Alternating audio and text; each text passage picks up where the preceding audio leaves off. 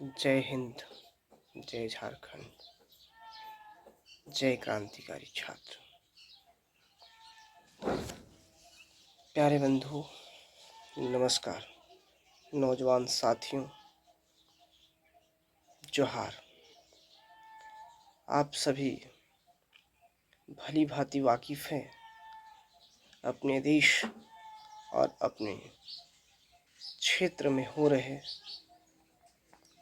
कार्यों से।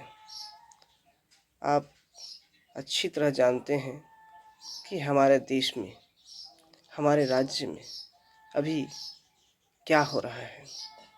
छात्रों के साथ, जनता के साथ अन्याय हो रहा है, अत्याचार हो रहा है, उनका शोषण हो रहा है, उनका दमन हो रहा है, हकमारी हो रहा है। हम सभी छात्र पढ़ लिख कर क्या कर रहे हैं? हमारा शोषण और दमन किया जा रहा है।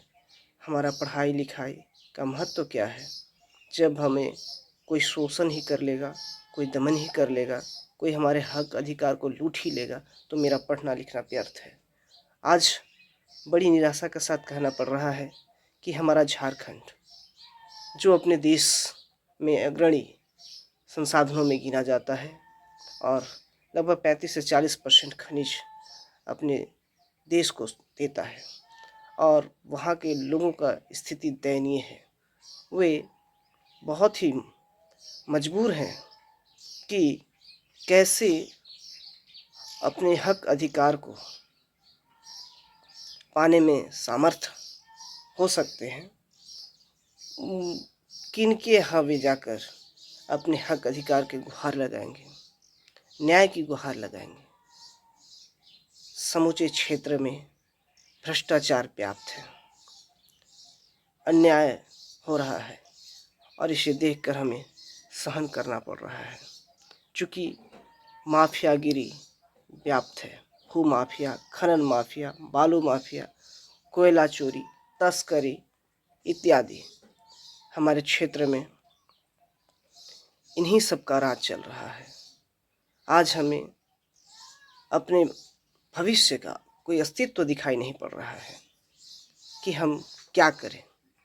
हमें अपने ही क्षेत्र में अपनी नौकरी से, रोजगार से वंचित होना पड़ रहा है।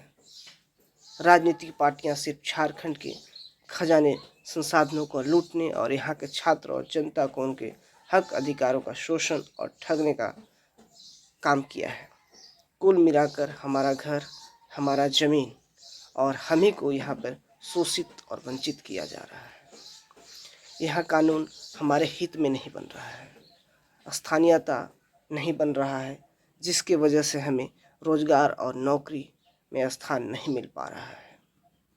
यहाँ संसाधनों की परिपूर्णता होते हुए भी इस राज्य के लाखों लोग पलायन को मजबूर हैं। यहाँ शिक्षा की कमी है।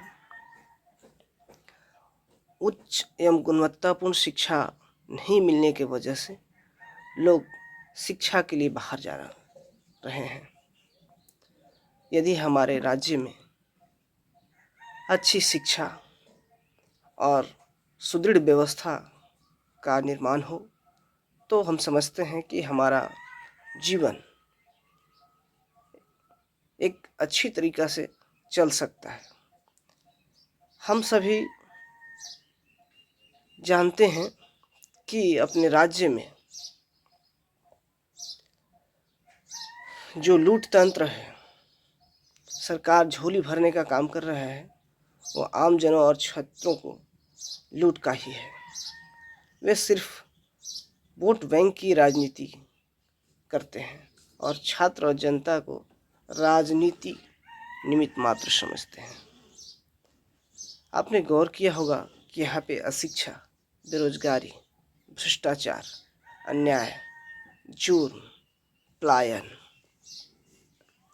इत्यादि कितना व्याप्त है। अर्थात राज्य में भी इन समस्याओं से उबरना बाकी है, लड़ना बाकी है। ऐसे में हम सभी छात्र क्रांतिकारी संगठनों का और आम जनमानस, जनता जनार्दन का यह कर्तव्य होगा कि हमें अपने हक अधिकार के लिए आगे आना होगा, जागना होगा, लड़ना होगा, जिससे हमारे आने वाली पीढ़ी को इसकी पुनरावृत्ति न करना पड़े।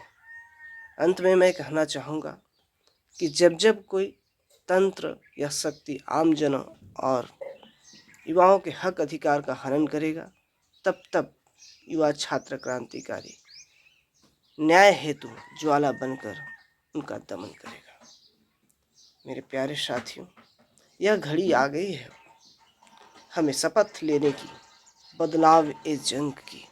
हुक्मरानों की आंखों की नींद उड़ी है, सुन क्रांतिकारी ऐलान जंग की। इसलिए मैं देश के तमाम युवाओं और क्षेत्र के युवाओं से यह आह्वान करता हूँ कि वे जहाँ भी है, जैसे भी है, वहीं से अपने हक अधिकार के लिए अपनी आवाज़ को बुलंद करें, आगे बढ़े।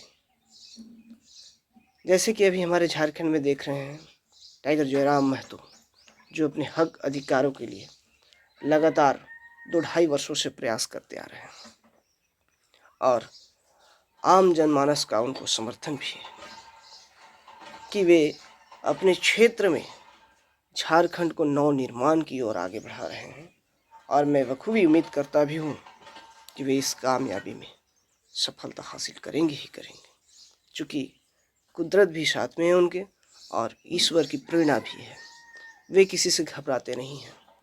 अतः उन्हीं के पद चिन्हों पर चलकर हमें भी उनसे कदम से कदम मिलाकर चलना है और इस मुकाम को जनसंघर्ष करते हुए सरकार के जो गलत रवैये हैं, जो उनका तरीका है और अपने क्षेत्र में जो शोषण करने वाले हैं, दमन करने वाले हैं, हकमारी करने वाले हैं, उनका हमको मुंह तोड़ जवाब देना है। इसीलिए दोस्तों, अभी समय आ गया है बदलाव का और हम लोग जब तक नहीं एकजुट होंगे, संघर्ष नहीं करेंगे, तब तक हमें इससे मुक्ति नहीं मिलने वाला है। मुक्ति तभी मिलेगा जब हम इस पर खरा उतरेंगे और आगे बढ़ते रहें। इसी प्रकार हम हर एक लड़ाई को निर्णायक साबित करेंगे। धन्यवाद मेरे प्यारे दोस्तों।